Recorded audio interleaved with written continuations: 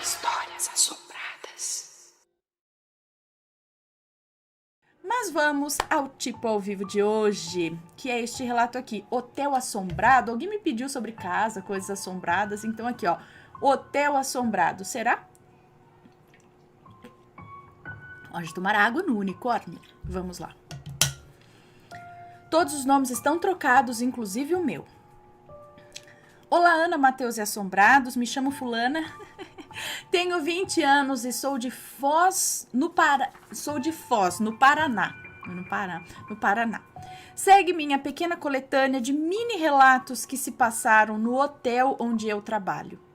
No ano passado, eu finalmente consegui o meu primeiro emprego em um hotel novo aqui na cidade, chamado, o nome tá trocado, tá bom?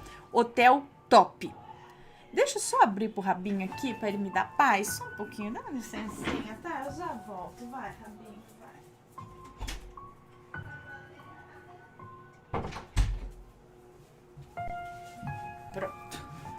Pronto, voltando aqui. Então, trabalhei aqui num hotel novo aqui da cidade chamado Hotel Top. Não é esse o nome, tá bom? Só para dar um pouco do contexto a respeito do lugar, o hotel foi inaugurado em abril de 2019. Antes dele já tinha um prédio ali que costumava ser um hostel com uma péssima reputação. Os hóspedes ficavam lá de semanas a meses. Deixa eu só ver aqui como que tá. Tá, beleza. Os hóspedes ficavam lá de semanas a meses, e além de alguns trabalhadores do governo, também ficavam muitas pessoas de caráter suspeito. Boatos dizem que pessoas já foram até mortas lá dentro, já que o bairro onde o prédio fica também não é lá muito seguro. O prédio foi todo reformado para a abertura desse hotel, e agora, ao invés de 3 andares, tem 7, com 4 novos andares. Eu fui contratada lá como recepcionista em agosto de 2019. Eu peguei o turno da manhã, começando às 7 e saindo às 3. O turno mais movimentado de todos. Vou explicar rapidinho como funcionam os turnos. Além de minha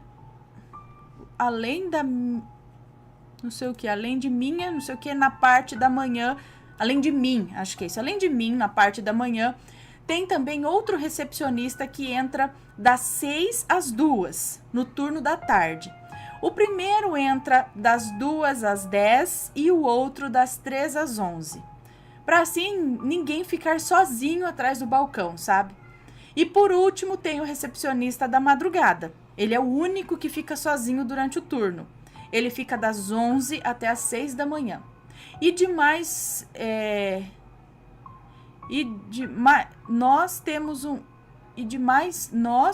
temos um folguista que fica das 11 até às 6 da manhã.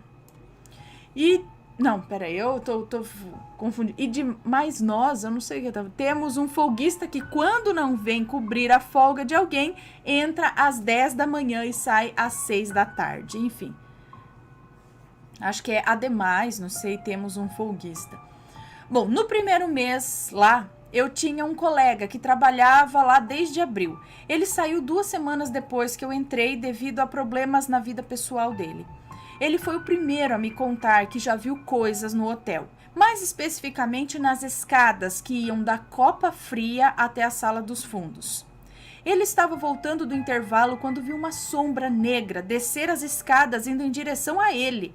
A sombra parecia tão sólida e real que ele ficou esperando a sombra se aproximar dele. O cérebro dele ainda não tinha entendido que aquilo não era normal, mas o vulto só andou até perto do bebedouro à sua frente antes de desaparecer como fumaça. Ele saiu correndo de lá bem rápido. De acordo com ele, isso aconteceu mais ou menos 1 semana antes de eu entrar. O segundo que viu algo de estranho lá foi o rapaz da manutenção. Ele disse que estava na sala de descanso durante o seu intervalo, quando a luz de fora da sala acendeu, só deixando claro que, fora as luzes da recepção, do espaço do café da manhã e dos quartos, todas as luzes do hotel funcionam através de sensores de movimento. Mais uma coisa importante que vocês precisam saber é que todas as trancas das portas são automáticas. Você precisaria de um cartão específico para abrir tal porta. Nós, funcionários, temos cartões mestres que são programados para abrirem as portas das quais necessitamos para trabalhar e a sala de descanso. Exemplo, não sei... o cartão dos recepcionistas abrem todos os quartos e o depósito de bagagens. O cartão das camareiras abrem os DMLs e os quartos. O da governanta abre os DMLs, os quartos e a sala da governanta. O do rapaz da manutenção abre os quartos e a sala de manutenção. O único que tem o verdadeiro cartão mestre é o gerente. O dele abre qualquer porta. Nossa, quantas pessoas podem entrar nos quartos? Mas vamos lá. Voltando à história, ele viu a luz de fora da sala acendendo e um vulto passando, indo em direção à sala dele ou a da governanta. De primeiro ele pensou que fosse o gerente, pois além dele e da governanta, mais ninguém tem acesso àquelas duas salas e a governanta raramente desce ali, ficando a maior parte do tempo com as camareiras nos andares de cima. Ele não estranhou muito e voltou a fazer o que estava fazendo. Não demorando nem 2 minutos depois disso, ele ouviu a governanta conversando com o gerente no corredor ao lado, antes dos dois juntos entrarem na sala de descanso. Sem entender nada, ele os cumprimentou e saiu dali, indo olhar as duas salas que permaneciam com as portas fechadas. E isso o deixou encucado. Em nenhum momento ele viu o vulto voltar. Sem falar que se fosse outro funcionário ele não teria para onde ir. A pessoa teria que dar meia volta e de novo passar na frente da sala de descanso.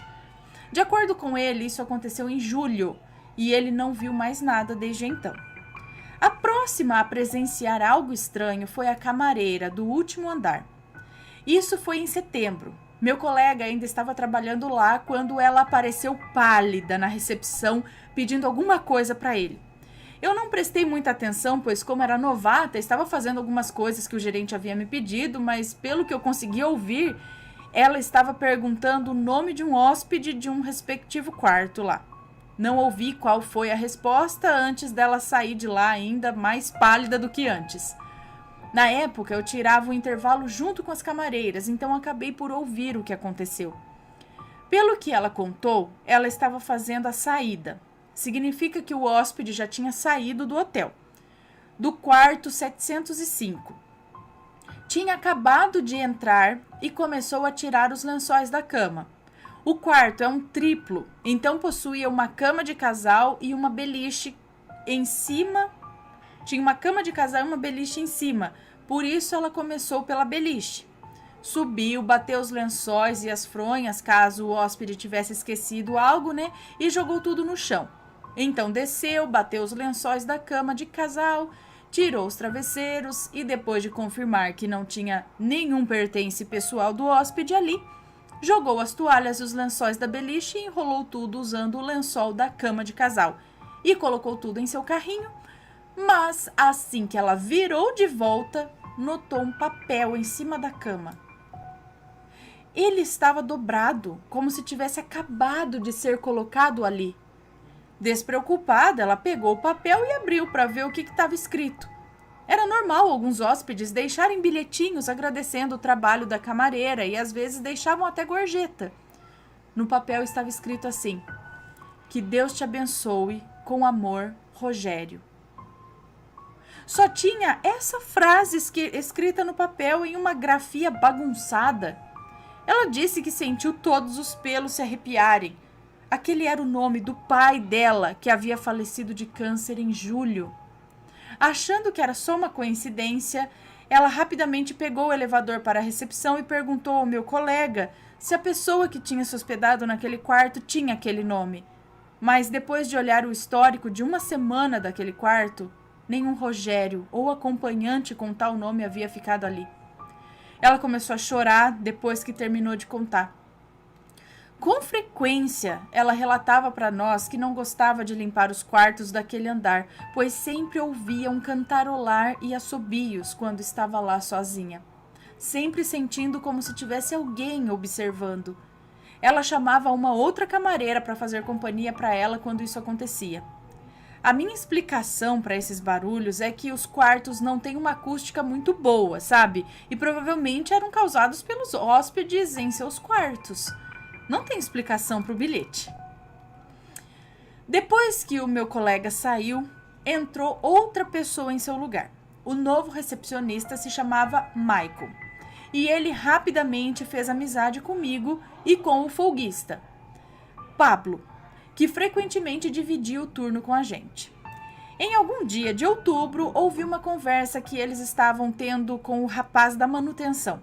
Eles conversavam a respeito do hóspede satanista, que estava hospedado no apartamento 305 e tinha saído no dia anterior, que foi a minha folga. Quando eu perguntei sobre quem eles estavam falando, os dois ficaram surpresos que eu não sabia quem era o satanista. De acordo com o Pablo, era um senhor muito estranho, de barba colorida, que já estava hospedado há pelo menos 4 dias no hotel. Ele havia entrado de madrugada e só foi embora no dia anterior às 2 da tarde. As camareiras não gostavam de limpar o quarto dele, pois quase sempre havia algum símbolo estranho desenhado ou no chão ou na porta do banheiro com uma espécie de pó colorido. Eu achei estranho que eu não tinha visto em nenhum momento dos outros dias. Eu sempre tive uma memória muito boa de associar nomes ou rostos a certo quarto, mas lembraria se tivesse visto um senhor de barba colorida andando pelo hotel. Enfim, nesses 4 dias que ele ficou hospedado, muitos hóspedes que estavam hospedados no mesmo corredor que ele reclamavam de muito barulho no corredor, de passos e portas batendo durante a noite. O que são relativamente reclamações normais. Quando temos esses tipos de reclamações, checamos as câmeras da noite anterior para localizarmos os hóspedes que estão fazendo barulho, para tentarmos falar com eles sobre o assunto. E como eu não tinha visto esse hóspede em momento algum e não tinha ouvido esse tipo de reclamações, Michael me disse que sempre que checava as câmeras, não tinha nada no corredor. As luzes acendiam sozinhas, mas ninguém saía ou entrava nos quartos. Não havia portas batendo. Eu tinha chegado em um ponto que eu não estava mais acreditando neles. Até que o Pablo me contou o que aconteceu no dia anterior, em que eu não estava. No hotel, nós temos uma regra, que o check-out, a finalização da reserva do hóspede, deve ser feita até às 11 horas da manhã, pois novos hóspedes chegarão às 2 da tarde. Como não temos muitas camareiras, elas precisam de tempo para limpar todos os quartos até lá. Deu meio-dia e o hóspede ainda não havia saído, ou não comunicou à recepção a respeito do atraso. Nós subimos nos quartos para ver o que estava acontecendo, e foi o que Pablo fez no dia anterior. Esse hóspede do 305 não tinha feito check-out ainda, e quando deu 12:30, ele subiu no quarto para ver qual era a situação do homem. Ao chegar lá, ele bateu na porta e, depois de não obter qualquer resposta, ele entrou no quarto. O hóspede já havia ido embora. O quarto estava vazio e isso não é comum. É até que normal os hóspedes irem embora sem fazer o check-out, mas não recomendamos que façam isso, pois muitas vezes eles precisam acertar a conta do quarto, né? Como o Pablo sabia que não tinha nada para aquele hóspede acertar, ele deu de ombros e fechou a porta. Mas ao se virar, ele notou um papel no chão atrás dele. Ao pegar, notou que tinha um símbolo duvidoso desenhado no papel. Ele ia colocar o papel no bolso para mostrar para o Michael, mas ao ouvir algo batendo dentro do quarto vazio, ele o deixou lá mesmo e saiu correndo. Uma vez de volta na recepção, ele foi olhar as câmeras para ver de onde tinha saído aquele papel. Vendo as gravações, ele notou que assim que ele abriu a porta do quarto, o papel passou voando por cima de sua cabeça e caiu no chão atrás dele. Como se o papel tivesse sido colocado em cima da porta, sabe? E aí eu vi a gravação e parcialmente acreditei neles. Mas depois eu confirmei com a camareira do andar dele. Ela teve que limpar muitos símbolos estranhos no quarto e sempre rezava um Pai Nosso antes e depois de entrar naquele quarto. Ela também disse que no dia que ele saiu, quando ela foi fazer a limpeza do quarto, dessa vez o símbolo estava desenhado bem grande no lençol da cama. Depois disso, fui eu que comecei a presenciar coisas sem explicação lá. A maior parte aconteceu em novembro. A primeira foi quando eu estava usando o elevador. Estava indo do 7º andar ao térreo. O elevador não parou em nenhum momento do trajeto, mas assim que ele chegou no 5º andar, comecei a ouvir um assobio dentro do elevador. De imediato pensei que fosse alguém do lado de fora, mas o assobio continuou, sabe? Até eu chegar no 2º andar, quando parou da mesma maneira que começou. Eu estava sozinha no elevador e a única explicação que eu tinha para aquilo é que a pessoa teria que estar ou dentro do elevador comigo ou dentro do poço do elevador para soar daquele jeito. E ambas explicações eram impossíveis. Mas não seria algum barulho do nheque, nheque, nheque, sabe? Da máquina, que parecia um assovio? Enfim. A segunda foi um pouquinho mais sinistro. Era por volta das 2 horas da tarde.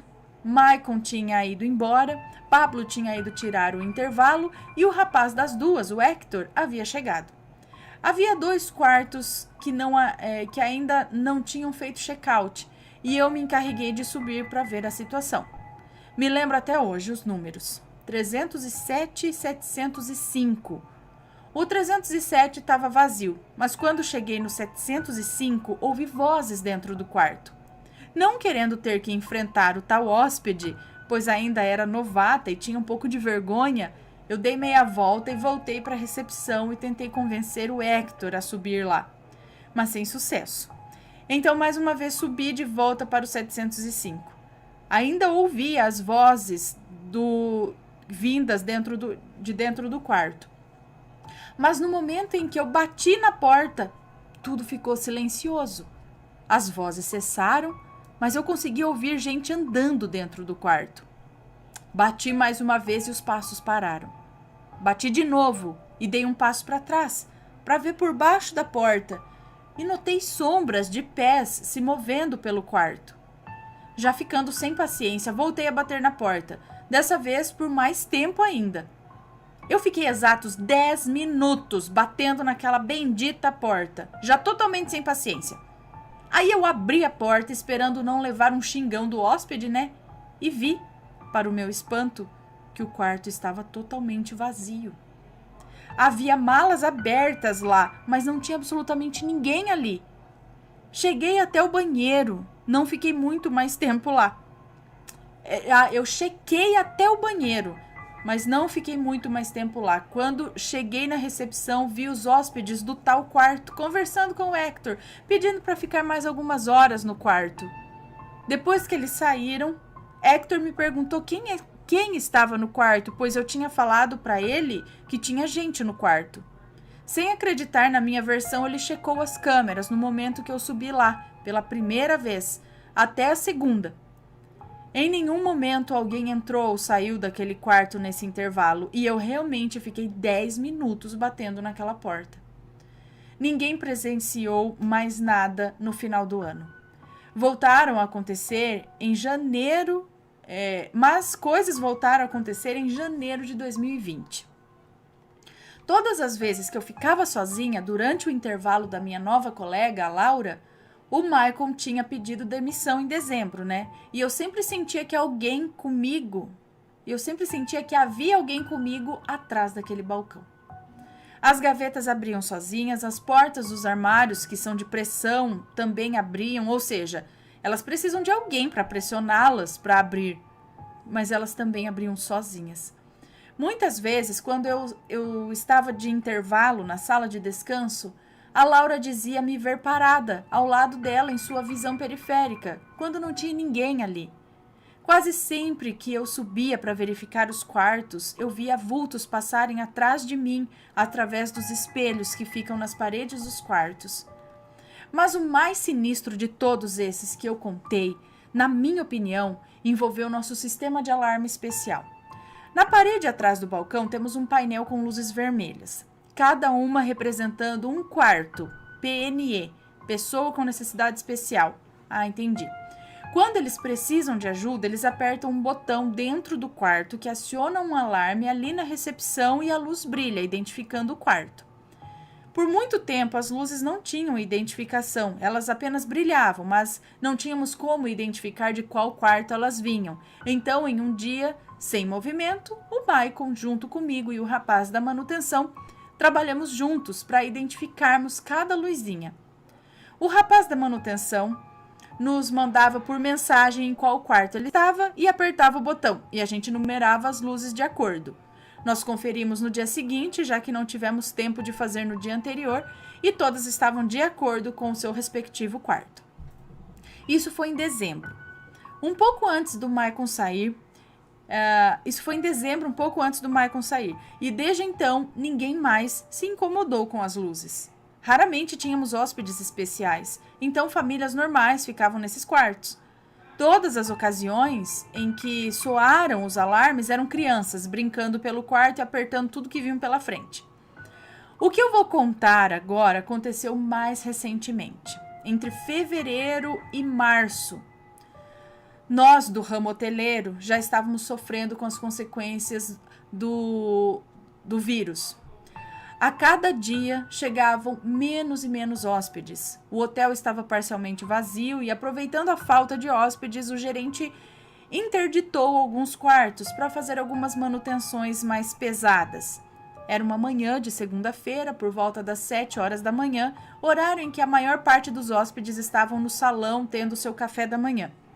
Eu estava verificando as reservas do dia anterior quando ouvi o alarme PNE atrás de mim. Eu e a Laura nos viramos na hora, esperando que ele soasse mais uma vez, para vermos de qual quarto vinha. Por sorte, ele soou mais uma vez. Quarto 209. Como eu tenho uma boa memória de quartos e hóspedes, disse para ela que tinha quase certeza que era uma família com criança que estava hospedada nele. Nós duas demos de ombro e voltamos às nossas tarefas. Eu, no entanto, fiquei com uma pulga atrás da orelha e fui no sistema conferir se a minha memória estava correta. Eu senti o sangue gelar quando vi que o quarto estava interditado para manutenção. Contei para Laura, que arregalou os olhos e rapidamente disse que devia ser o gerente ou o rapaz da manutenção. Eu olhei o relógio do computador e era 7h20 da manhã. Eu disse para ela que o gerente só entra às 8 e o rapaz da manutenção não havia chegado ainda. Ela ficou desacreditada e foi checar as câmeras do estacionamento. E constatamos que realmente o rapaz da manutenção não havia chegado ainda, mas que o gerente já havia chegado. Já respirando mais aliviada, pedi para ela mandar mensagem para o gerente perguntando onde ele estava. Laura me cutucou alguns instantes depois com os olhos arregalados e me mostrou a resposta dele. Ele disse assim: "Estou na sala de descanso com as camareiras. Por quê? Precisa de alguma coisa?" Laura mandou um áudio explicando o que aconteceu para ele e ele respondeu: "KKKKK, qual das duas vai ser a corajosa para verificar o quarto?" Decidi que eu subiria. E se tinha alguma coisa sobrenatural lá, eu queria ver. Sempre fui curiosa a respeito do paranormal e, apesar de ser um pouco cética, não duvido dessas coisas. Subi no segundo andar e entrei no quarto. E ele realmente estava vazio. Não havia nem colcha nos colchões das camas, mas também não achei o tal botão. Eu nunca tinha visto ele, então eu não sabia onde ficava localizado. Na volta pelas escadas, me encontrei com o gerente que estava subindo para verificar o quarto também, e ele me fez acompanhá-lo novamente de volta ao quarto, para me mostrar onde ficava o botão. Quando chegamos lá, ele me mostrou o botão embaixo da pia do banheiro. Ele mandou uma mensagem para Laura avisando que ia apertar o botão de novo e para ela verificar qual luz ia acender. Ele apertou várias vezes o botão e a resposta que a Laura deu foi que nenhuma luz acendeu. Eu me arrepiei toda. O gerente disse que provavelmente era problema na fiação. Ele pedira para o rapaz da manutenção verificar mais tarde e a luz que acendeu era um alarme de um outro quarto. Mas pessoalmente não acredito que seja isso. Todas as luzes estavam numeradas corretamente. Eu estava lá quando aconteceu e as chances de realmente estarem trocadas era muito baixa, já que de 9 quartos PNE que nós temos, 6 estavam para manutenção, 2 estavam vazios e só um estava ocupado. Mas para o final do meu turno, o rapaz da manutenção veio falar comigo. Ele disse que checou o alarme do 209 e ele estava funcionando normalmente. Foi durante o meu intervalo. Laura confirmou para mim no dia seguinte. Olha, não havia nenhum problema na fiação e a numeração estava correta.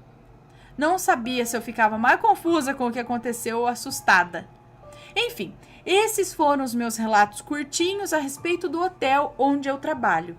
Sei que não foram grande coisa, mas foram coisas estranhas e quase sem explicação que aconteceram lá. E eu decidi compartilhar com vocês e com os assombrados. Espero que você leia ele em uma live ou quem sabe mais uma coletânea especial de hotéis. Ele é muito longo para uma coletânea. Um beijo e abraço para todos da família Assombrado. Obrigada por ler meu relato e reforçando, por favor, fiquem todos em casa, não saiam, a não ser que seja extremamente necessário, lavem as mãos e se mantenham hidratados. Atenciosamente, Fulana. Um beijo para você, muito obrigada.